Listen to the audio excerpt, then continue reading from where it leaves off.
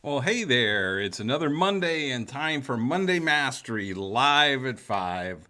I'm dating coach Rick Sodebeer, and I'm here to guide you through the sometimes murky water of dating.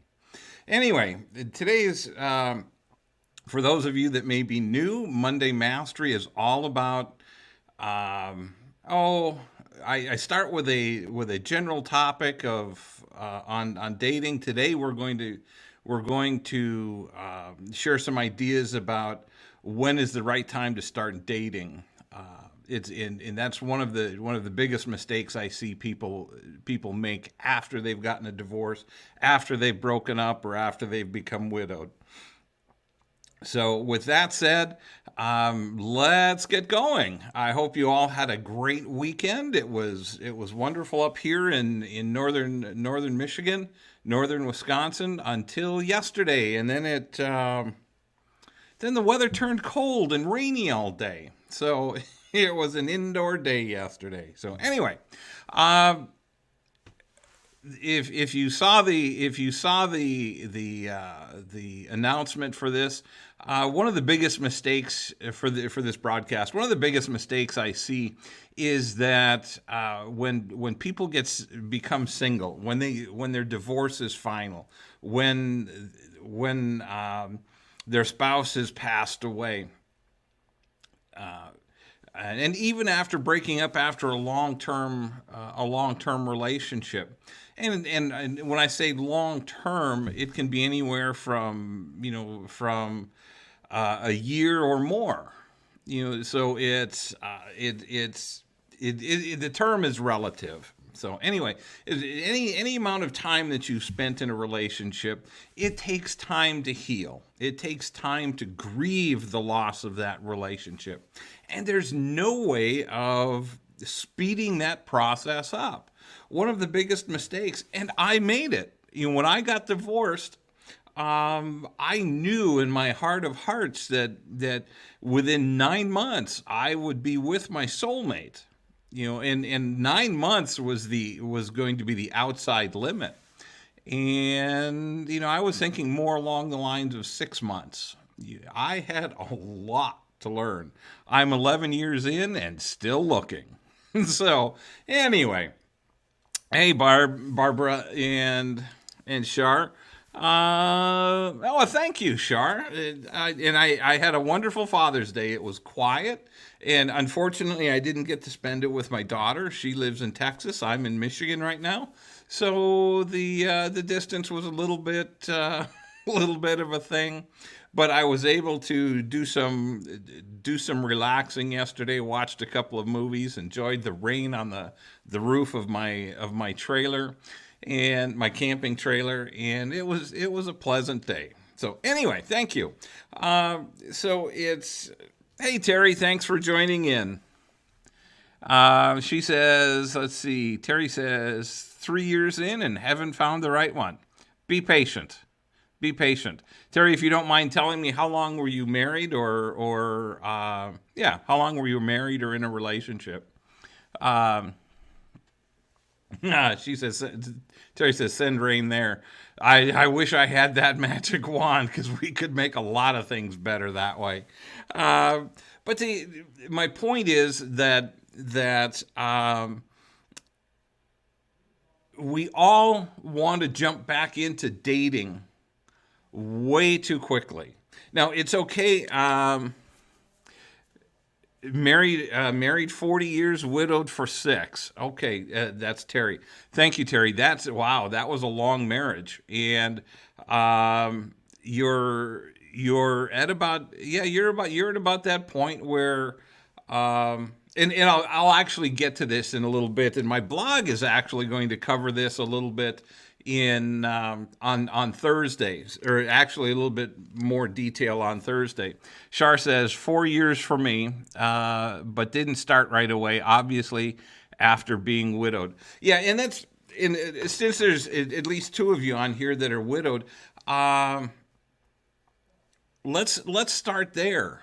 My experience, and I had to learn this the hard way, is that an additional amount of time for widows, and whether you're a widow or a widower, it takes additional time because um, there's just so much you have to go through. The first year is and Terry and Shar, correct me if your experience was different, or tell me if your experience was different. But the first year is generally a fog, and it's just you're going through the motions. It's a year of first. It's the first anniversary without them. It's the first birthday without them. It's the first whatever holiday. Um, so there are a lot of firsts that you go through in that year. You go through a lot of the motions. Then starting in the second year, you start coming out of the fog and trying to figure out where you are, who you are, and what you like, because everything that you knew, everything you were planning for now is changed. Um, Terry says it took 3 years to even consider dating. Boy, were my eyes opened. And that's another part of it. And Shar says absolutely a fog. Still have some foggy days, and that will happen, Shar. But it takes time to move past this. And that's, as a financial advisor, I would tell all of my clients that lost a spouse, don't make any changes for the first year, because what you do today, what you think will be right, will be totally wrong for you, or odds are it will be totally wrong for you in a year or 2 years down the road. So just sit on everything, let it go. Nothing major is going to happen, uh, and then move on from there. But you start getting into that second year, you start coming around and start recognizing things that you need to start doing. You need to start figuring out who you are. We all change, whether it was an extraordinary relationship or not. We all change.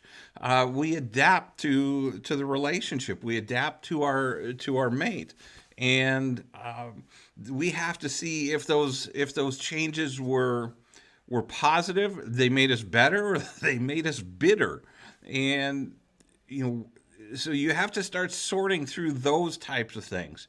And then years 3, 4, and 5, you're starting to find out who you are, and it's okay to I don't want to say that you can't date. Just don't date seriously. Don't and ladies, I understand guys can be such idiots when it comes to dating widows. Um, and I was the first widow I dated. She was only widowed 11 months. We were set up by friends. She was a wonderful woman, and things just got crazy out of hand. And she hadn't even taken off her wedding ring when we met. So I mean, it was just and there are signs. You'll move through the process of healing. You'll eventually take your wedding ring off. You'll eventually clean out the closets of his or her things. You'll make changes to the house. You'll start doing things that redecorating that make you happy versus um,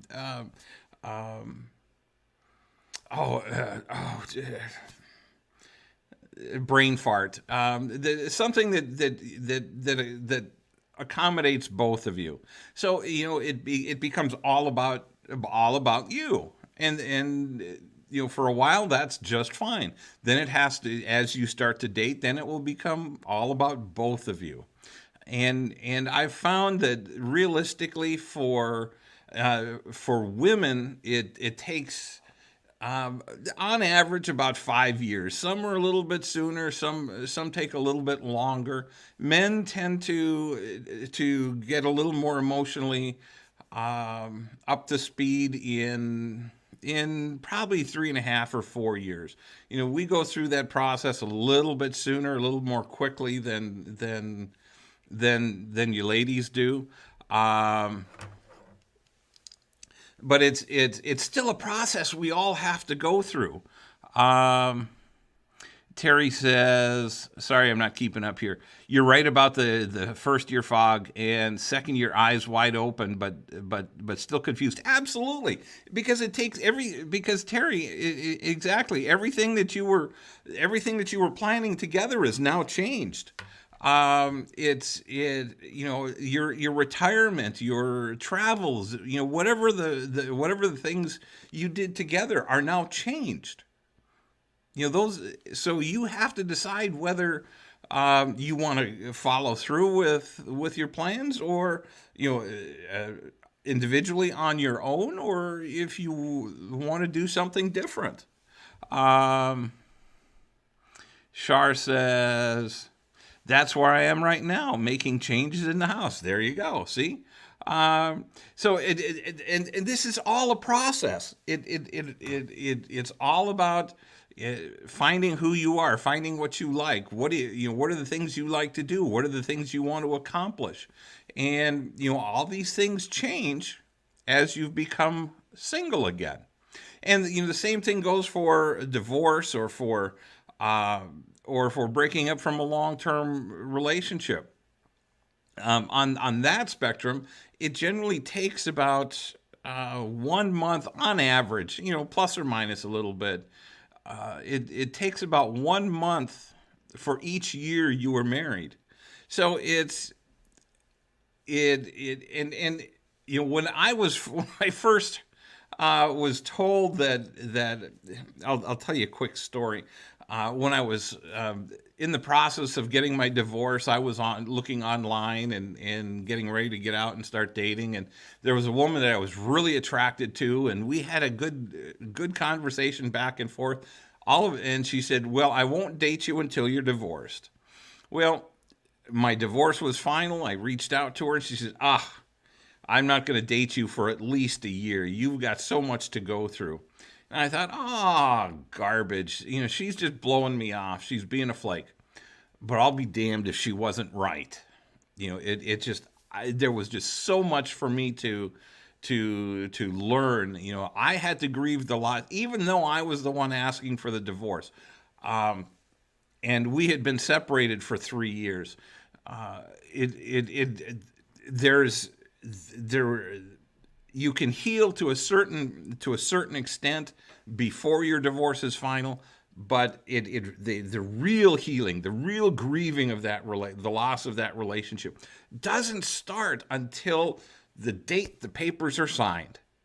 It just there's a psychological clock that starts ticking at that point, and if you try to push it, you will find that you end up dating for all the wrong reasons, because you can tell me 95% of you can tell me more about what you don't want in this time frame than what you do want. And in dating from that perspective, all you're going to find are the things that you don't want. Then your anger and your hurt is going to be compounded by the fact that there are no good guys out there. There is nothing but crazy women out there, and so it makes dating even harder. Um, Terry says, I did some of our plans. Let's see. I did some of our plans, like Bada Winter. Awesome. There you go. And but that's a decision that only you can make. You have to decide, is that something I want to do, or is that something that is that a plan that's going to change? And the same thing goes if you're divorced. You've made plans, you've had dreams together, at least at one point. Now, for those of us that are divorced, some of those dreams probably fell off sooner rather than later. And we've those of us that are divorced have had more time to think about what our plans are, what we want to do, what we want to accomplish. So but it's still part of the healing process, part of the growing process. And until you go through it, you're not going to be a great mate. And if you're carrying anger, for those of us, and even if you're widowed, you might be angry at God, you might be angry at your spouse for leaving you, and and that's part of the grief process. But don't hang on to that anger. You may be angry about.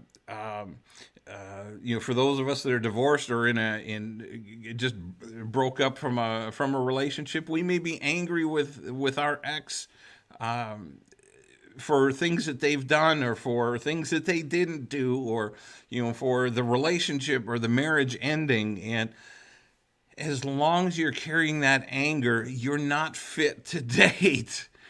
I can't. I have talked to so many people that are angry with their ex, and they carry that into the next relationship or out into the dating world, and it's those of you that carry that anger with you that give the rest of us a hard time.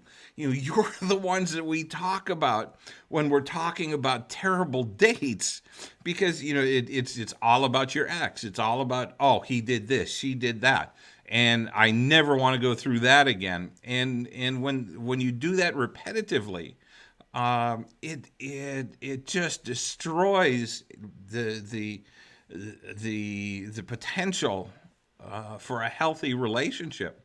Now, that's not to say that you can't share. Yeah, my ex and I had a rocky marriage. It was good for so many years, and it was terrible for the rest. Why was it terrible? Well, from my perspective, it was this, this, this, and this. Okay, you share that, and then move on.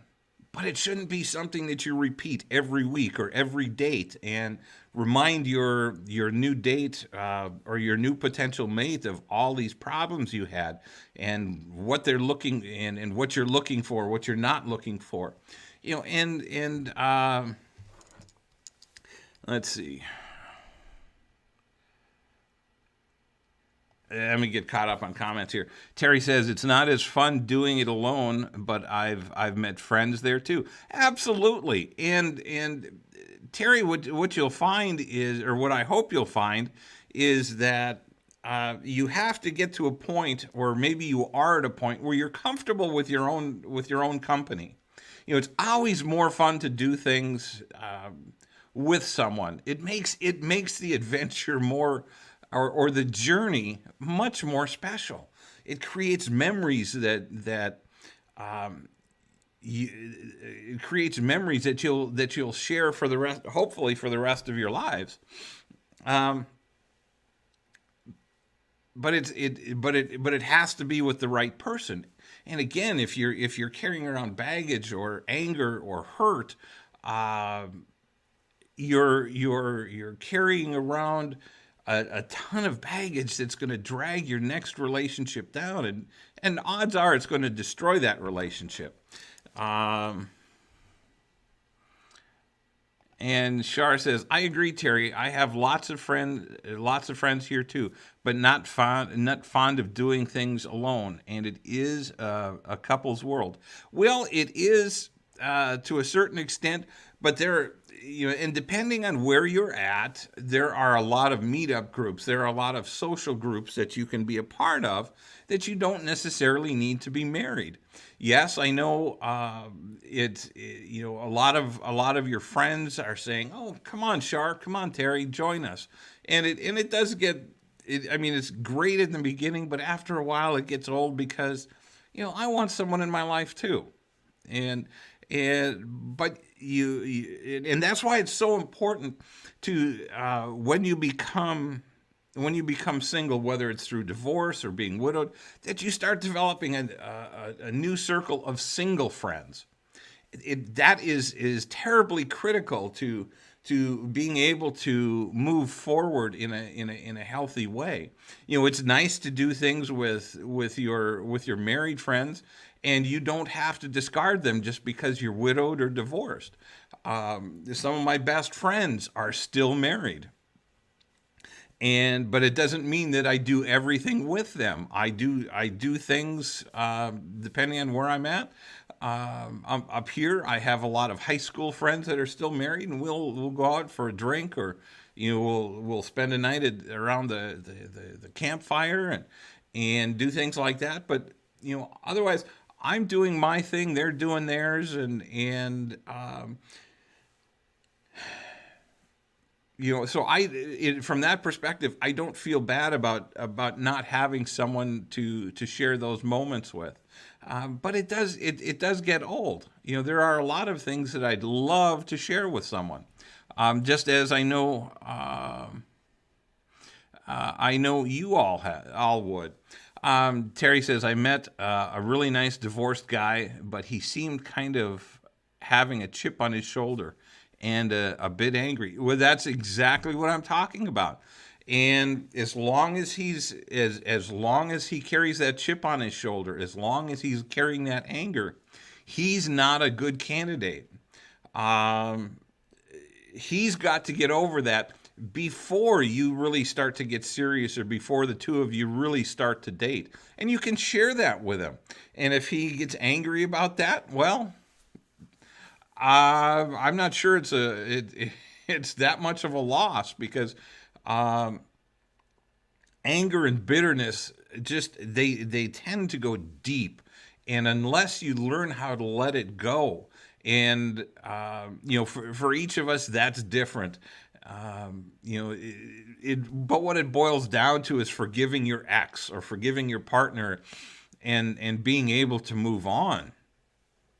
Doesn't mean forget. It just means forgive. And forgiveness is not about anyone else but you. You're the one that needs to forgive the other person for yourself. You need to unload that anger. You need to unload that hostility, that negativity, that chip on the shoulder, just for your own sake. And science shows us that carrying anger and negative feelings has a very detrimental effect on our health, and you would be surprised at the level that negativity can affect us. I mean, it brings on diseases and weakens the immune system that in ways that you would never imagine. And so, and carrying that trying to carry that baggage into a new relationship, just it's going to kill the relationship quickly. Hey, Sylvia, thanks for joining in. Let's see. Oh, Shar says, I'm in Aiken, South Carolina, and not much meetup happening here. Well, look, in Shar, without knowing,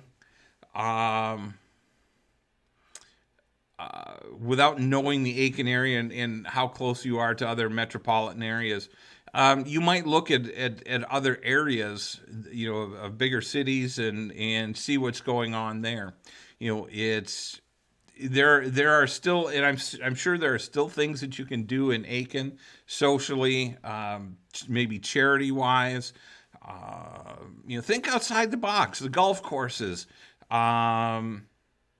shooting ranges. Learn how to shoot a gun and go take classes on a Saturday morning. Go take golf lessons on a Saturday morning.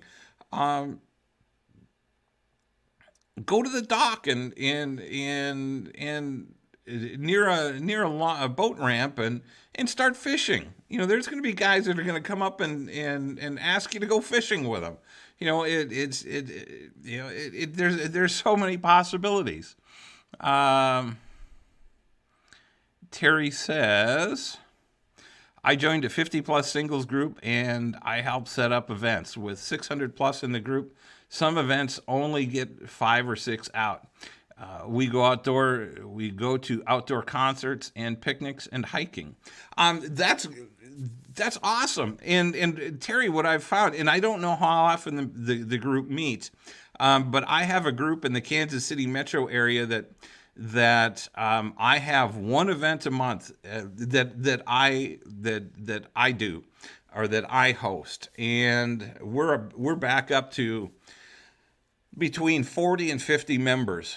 and all it is a basically a happy hour in the midweek. We do it Tuesday nights, and we start at 5:30. We're done at 8:30. So anybody that's working can have a nice evening, maybe a dinner out.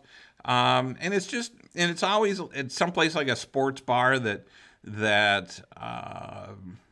there might be pool, there might be darts, there might be some other games that can cause people to interact. And it's if you're part of that group, try something like that.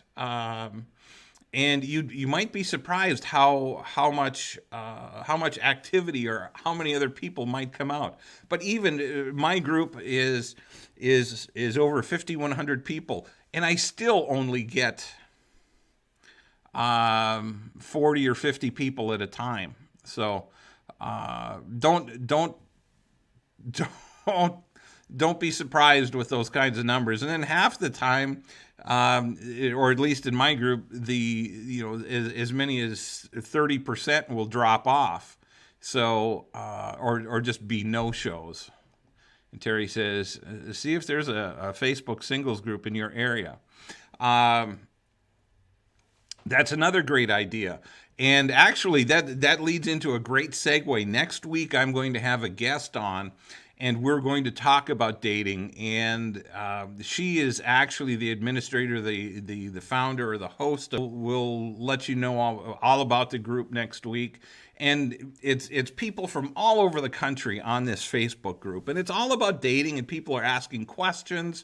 And I'm a member. I was invited into that group by a friend of mine, and it's there are some interesting questions, and everybody's able to ask. If you have a question about dating or relationships, you can ask you can ask Laura or any of the administrators, and they'll put the question out there, and so look for that next week. That'll be a fun week. Laura's got a lot of interesting stories. Hey, Mike, thanks for joining in. Try a Facebook singles group for making friends. I've made several good friends in there, and many women have come together to do things themselves. This group is a 40-plus group, so no youngsters to worry about. and that's a good point. And Terry, my group in Kansas City is all 40 and above. So yours is very similar. It's 50 and above. Hey, Susan, thanks for joining in. Susan says, I joined a local Facebook singles group. I've made some friends, and we have fun. That's the whole idea. Is when we become single, we need to make an effort before we really start dating, is to go out and make new circles of single friends. And you can have more than one circle of friends, because each of those circles is going to have a different personality, and one group is going to want to go do one thing. One group is going to want to do another thing. Like Terry's group, some of them go hiking, some of them go dancing, some of them do, whatever. And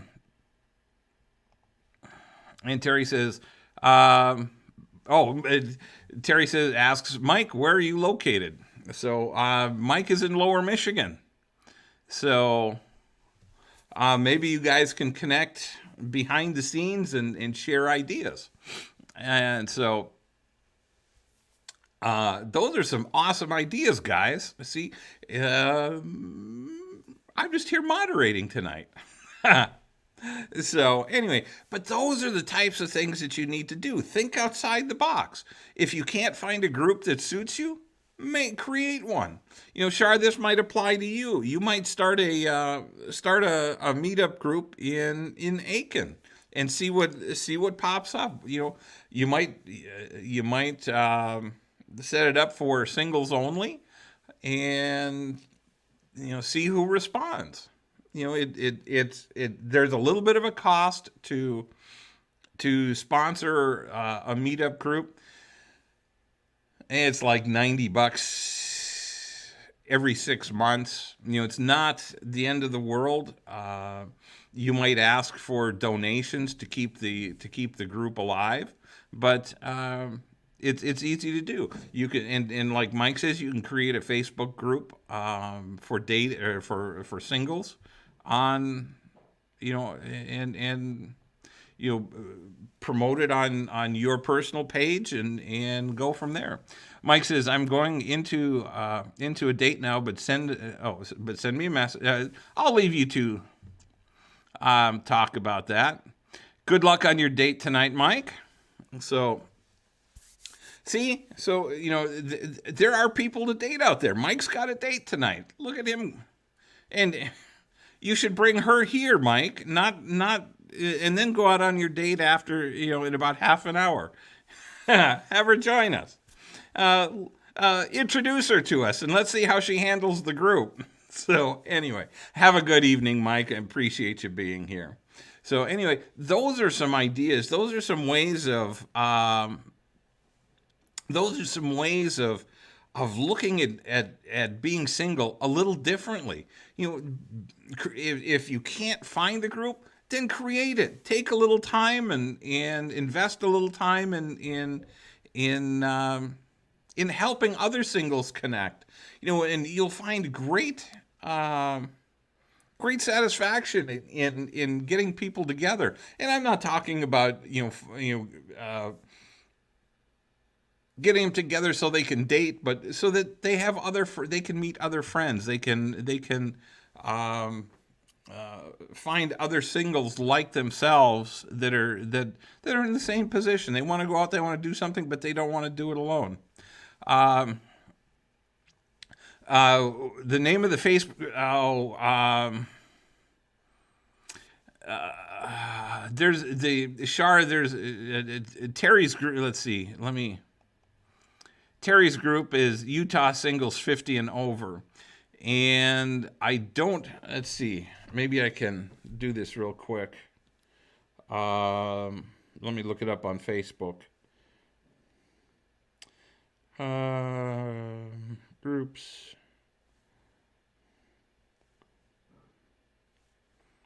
Bear with me a second. I'm just scrolling through a couple of my groups.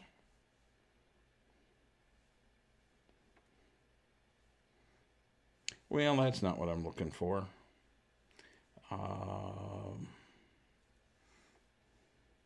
This is rude. This is totally rude of me. S-E-L-A-U-R-A. Here it is.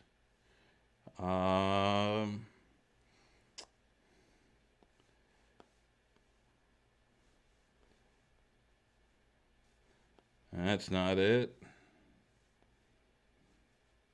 Well, I will post it afterwards.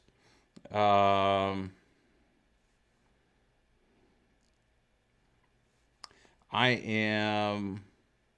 sorry. It's dating adventures and advice or something along that line is the group that Laura's a part of. And so I just couldn't come up with a name on my phone quickly. So anyways, I apologize about that stumbling there. And so and again, Laura will be on next week, and there are people from all over the country that belong to this group. So it's an interesting group. It's a fun group. Let's see. Terry says, I'm in a couple of singles groups and widowed dating groups too. Those are countrywide, and you'd be surprised. I find that being near the Kansas City area, there are quite a few people even in my area that are part of this group. So it can allow you to make a connection reasonably close. And every once in a while, somebody puts out, well, is anybody near here? There's another group that a friend of mine started that they want to do on Facebook, that they want to do traveling. They want to go do things. And it's a matter of if you're available to travel, you don't have to be, you don't have to go on the trips. You can just talk to other people. So there's Facebook can be a great way of connecting. Let's see. Oh, I already got that one. Sorry. I thought that was a new one. So anyway, so the, but you when you become single, whether it's through divorce or through being widowed, you've got to take time to get emotionally healthy. If you don't take the time to grieve the loss of that relationship, if you don't take the time to heal from the loss of that relationship, if you don't take time to find yourself, peel back the layers of the onion. Like I said earlier, we all morph to adjust, to make the relationship work. And if we don't take time to figure out what we've given up, what we've changed, what we've made better, what we've slacked on, we're not going to make progress when it comes time to dating. And you want to be the best that you can be when you start dating. And you'll continually improve if you're focusing on dating. If you're out dating, you get better. It's like exercise. You get better as you do it. You get stronger as you do it. And you start to make better decisions. You start to make better decisions more quickly. When you recognize that, yeah, this isn't a good fit, time to move on. Rather than wasting a lot of emotional time and energy trying to make something that's not right, to trying to make it right, you just say, no, I've tried that before. Let's just move on and find something different, find someone different. And it's so important to recognize and make those decisions quickly. I am the biggest proponent of being quick on the draw, so to speak, and moving on, because life is finite. We're not going to live forever. So there's no point in at least in my from my perspective, to invest a lot of time in someone that's not the right one. You can't make someone that's not right. You can't fit that square peg into a round hole. It just doesn't work. And I've seen people try, and it just takes too much work and too much effort. When you find somebody that's even close to ideal for you, you'll be amazed at how quickly things come together. You'll be amazed at how easy the relationship is, and it just fits like a glove. You just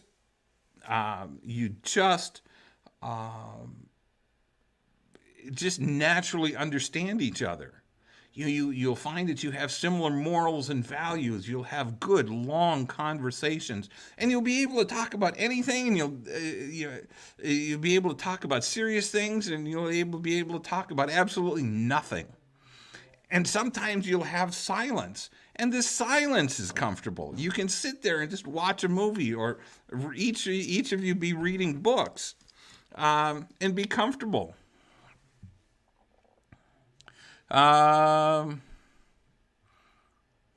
Nancy says, I so want that. Well, in Nancy, you'll get that, but you have to be patient. You have to be curious. You have to be curious about dating and finding out about people. You have to be curious about finding out what you really like and what you really want in a relationship.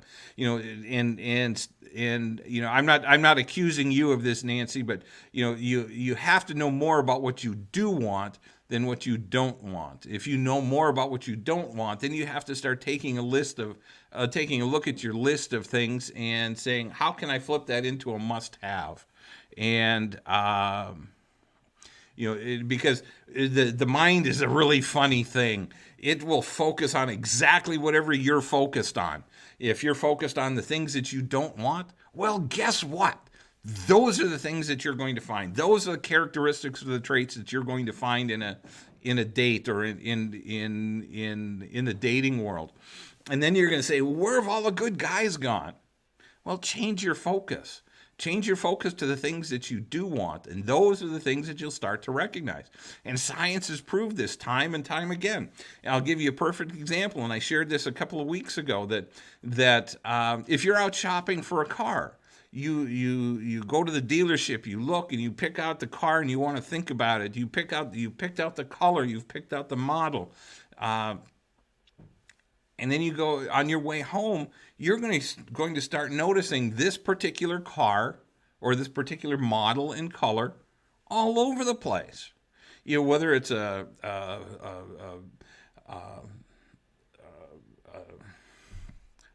want to say a Ford Taurus. I don't even know if they make a Taurus anymore.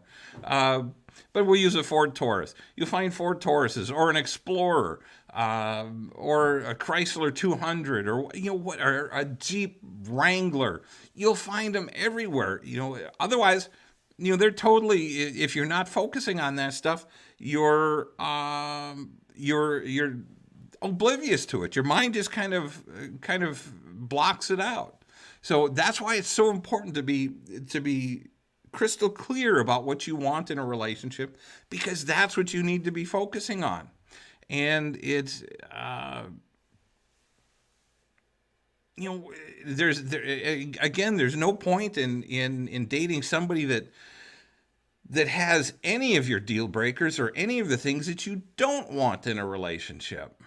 And rather than attracting those people, spin your must have, spin your negatives into positives. And I continually give this example. If you want somebody that's physically active, well, don't say I no couch potatoes. You say I want somebody physically active.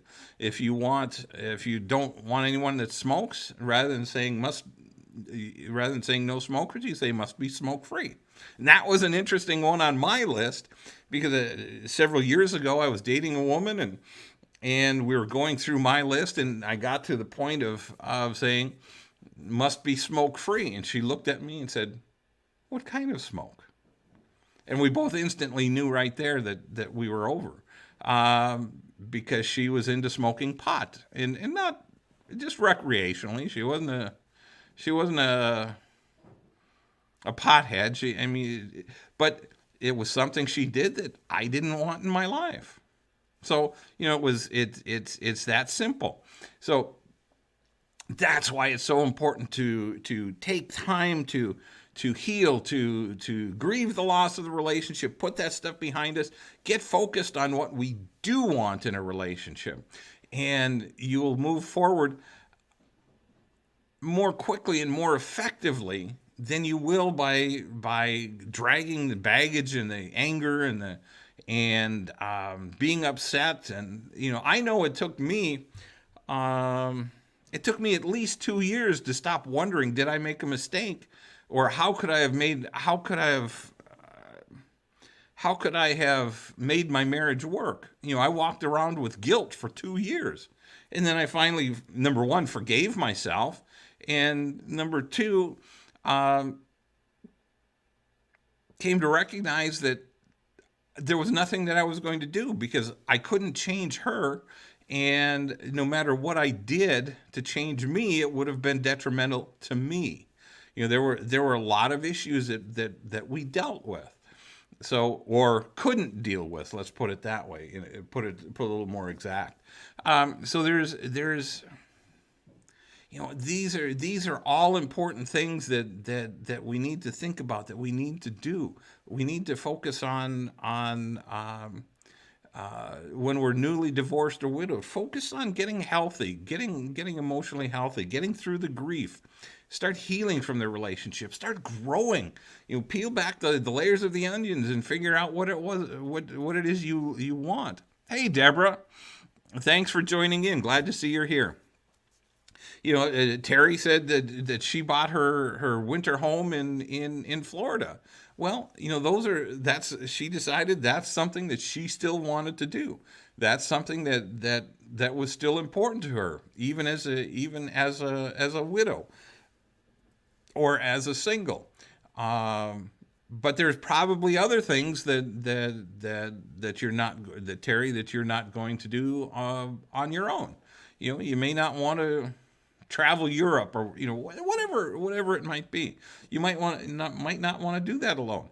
But then I know singles that will hop on a cruise and hop on a European vacation and have the times of their lives, and they do it as a single group. Let's see. Deborah says, great topic. I learned this the hard way from dating a guy not emotionally ready. Oh, I know.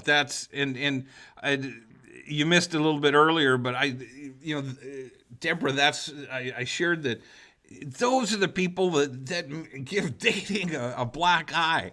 Those are the people, and it's not just guys, it's women too, that you carry that chip on your shoulder, and or they carry that chip on their shoulder, and it can be the date from hell, and or the relationship from hell.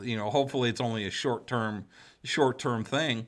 But I've experienced it too, and it is no fun. It's no fun to repetitively hear how much they're upset by their ex, how much their ex screwed them out of whatever, and it gets old. Time to get over it and move on, and. And Terry says, I did too, Deborah. It's just, and there are angry people on both sides, and they're the ones that give dating a bad name. That's when you start, you date a couple of those guys, and you're asking, where have all the good guys gone? We're out here, but it's you have to be able to recognize quickly that in a date or two that he's not let that stuff go, and you can tell him that, yeah, you're just not ready, and he'll probably be angry at you. Said, well, you don't know what the hell you're talking about. Gosh, now I sound like my dad. That's not always a good thing. Terry says, I've recognized my mistakes in picking. Well, Terry, we've all made those mistakes. And there are times that we find some characteristics in somebody that we find really attractive that we may not have had in another relationship. But then there's this pile of grief, this pile of garbage that goes along with it. The negatives, and I have, and hopefully you're there now too. But I've come to a point that, no matter how attractive I find these particular basket of characteristics, that this basket over here is not worth the sacrifice to have these things. You can find the person that's going to have everything that you want, and you can find your extraordinary, or your relationship, or your soulmate relationship, or your forever love, however you want to phrase it. To me, it's all the same. It's just a difference in phraseology. But that person is out there. You have to be patient. You have to be curious. You have to sometimes step out of your comfort zone to date somebody that you don't think that might be right for you. And they might not. But you might find some characteristics about them that are just absolutely adorable, that you want in your next relationship. And to kind of wrap this up, one of the things that I've talked to literally hundreds of people, and those couples that are in a soulmate relationship have said virtually the same thing in exactly the same way. They've told me that their mate has brought more to the table than they ever could have imagined. And if you believe that, and I do, because I've talked to all these people, I've experienced extraordinary of my own, and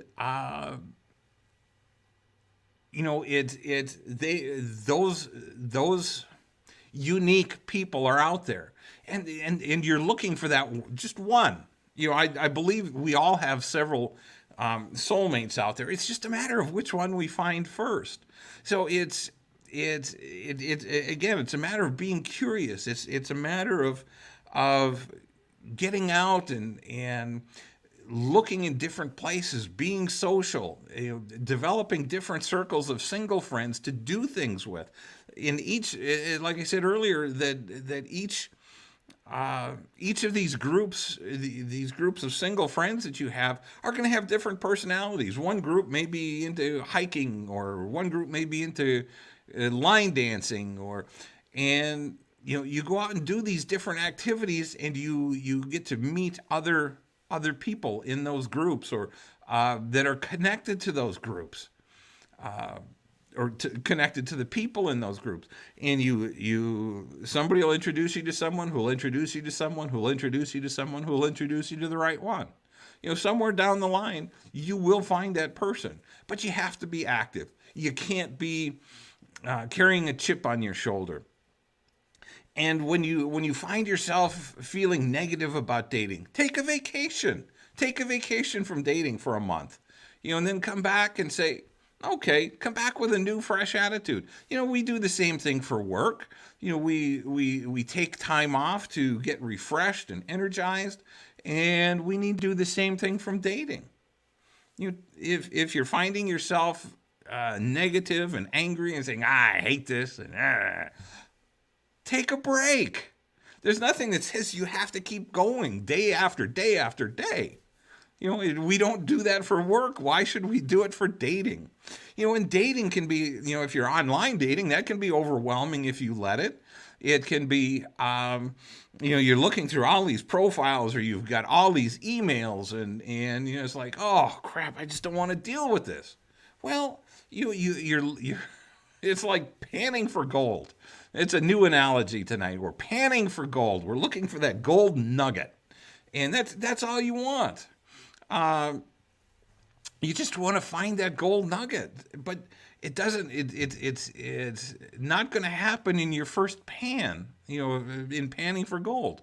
So it just takes time. It takes effort. It takes patience. Terry says it takes a lot. I take a lot of vacations. Well, good for you. I hope, and sometimes, and depending on how things go, sometimes you got to do that, and if you date somebody for a month or 2 or 6 months and find out, you still need to take a little time. You need to take a few weeks to get your head back together. It's not like it's when you start investing emotionally in someone, it's not like you can just turn a switch and turn those emotions off. None of us can do that.